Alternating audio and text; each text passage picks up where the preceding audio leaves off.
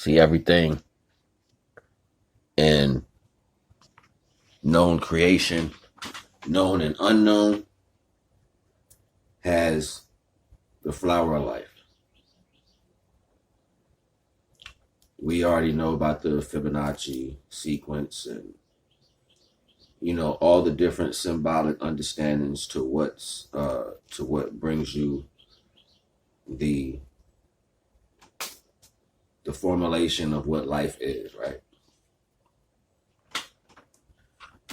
Well, let's keep this in mind because there are laws and rules subsequently to every single value, and us being more of the mobile creation of life. There are other mobile creations of life, but their mobility allows them to go but so far. Our mobility, subconscious and conscious physical, we have different levels of mobility in the mind, subconscious and conscious. You can have different levels of mobility, even if you're not moving. The reason why I'm speaking to this quality is because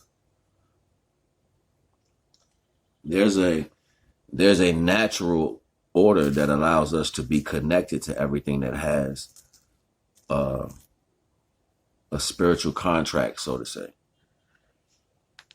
And these different spiritual contracts within your lifetime, you may not interact with certain things that have a life force.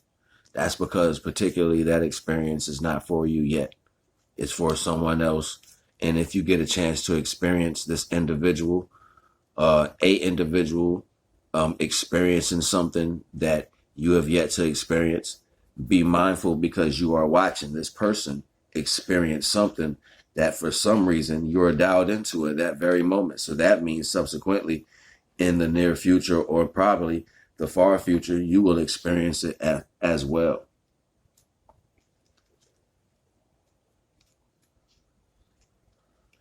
These situations that fall in some attribute, right, that have the aspect of life, a life form, life force, the aspect of life, you involved, and the fact of experience.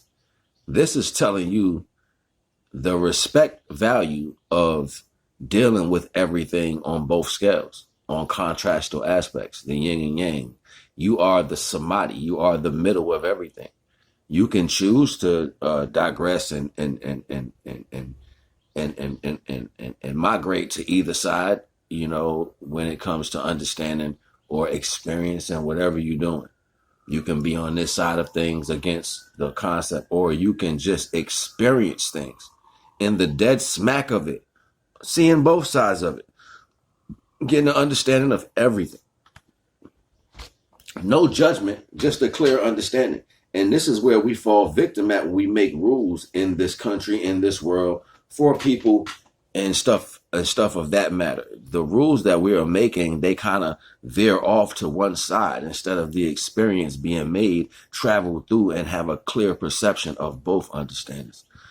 That doesn't happen for the most part. Thus, the reason for rules.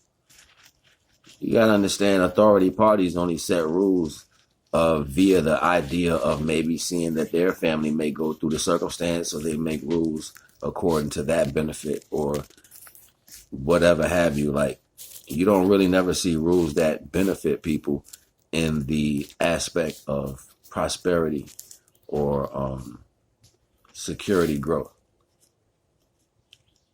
They more or less will take your freedom and say this is best for you. That's because of the one-sided way of looking at things. Life is contrastal. So since it's naturally contrastal, you can't be on one side of life.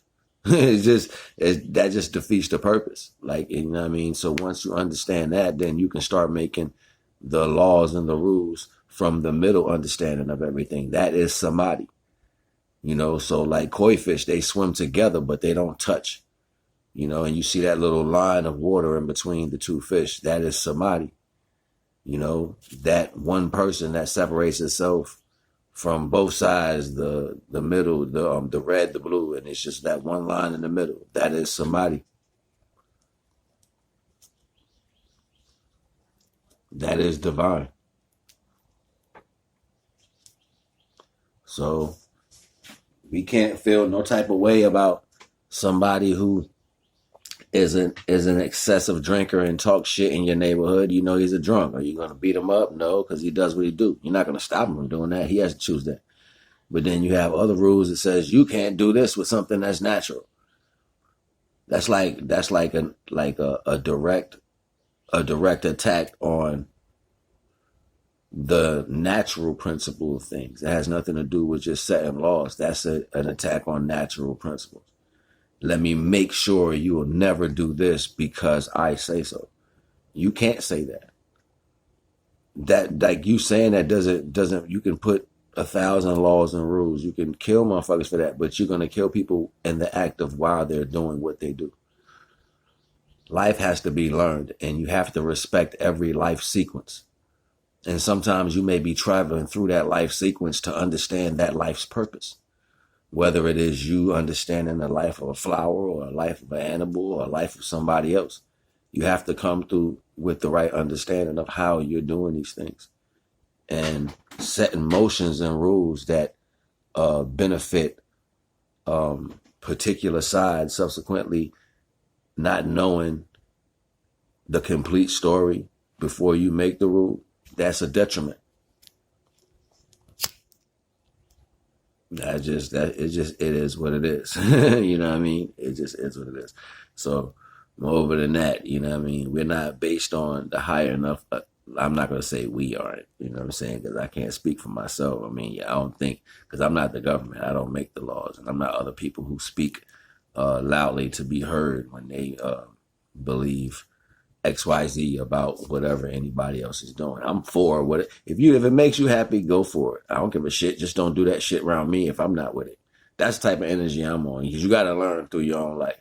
You got to go through your life and learn if this is good for you, if it's not good for you, whatever. If you're not doing that and you're not actually learning from your own personal mistakes, then you're not building your personal scroll of life. You're not getting your pathway marked down, saying what you learned from this point to that point. Or are you just waddling in the pain saying XYZ did this and this person's wrong and it wasn't my fault and I'm always, man, get out of that shit. Tighten up. At the end of the day, you can keep looking for the value or you can make yourself the value. And you already know the vibes, man. It's NAGA.